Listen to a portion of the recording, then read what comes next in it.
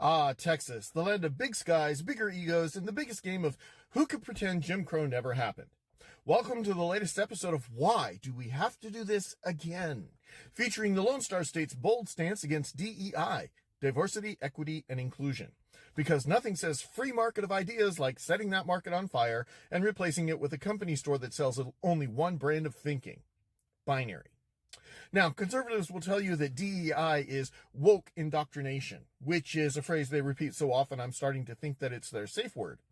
But let's get real. What they're actually advocating for is the opposite of DEI. They're pushing uniformity, prejudice, and elimination. That's right, folks, U.P.E. And if that acronym sounds vaguely like an infectious disease, congratulations, you've understood the assignment. Let's break it down. Uniformity, because nothing screams rugged individualism like making sure everyone thinks, looks, and acts the same. Texas, the place that loves to brag about its independence, now wants a government-mandated cultural monolith. The irony here is so thick you could deep fry it and serve it at the state fair. Prejudice, because heaven forbid we acknowledge systemic issues that might make us, slightly more self-aware. No, instead they'd rather pull a Scooby-Doo villain move and rip the mask off of DEI, only to dramatically reveal what?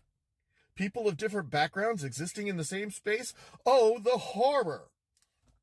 Elimination, because when conservatives say they're banning DEI, what they're really doing is ensuring that only the privileged get a seat at the table. Look, I'm a libertarian. I don't want the government setting the seating chart at all.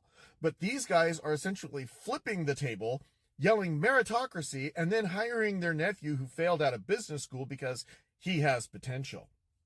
And the best part, they wrap it all up in the great American tradition of oppressing people while calling themselves the victims.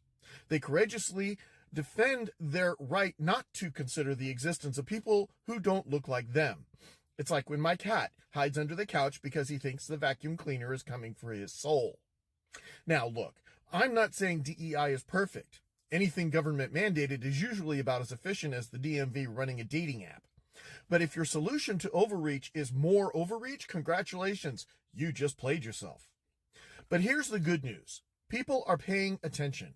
The backlash to this nonsense is real, and the next generation isn't buying what these culture warriors are selling.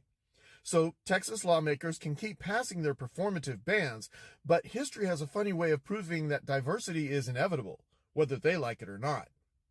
And if they don't like it, well, they can always take their uniformity, prejudice, and elimination campaign to its logical conclusion by moving to North Korea.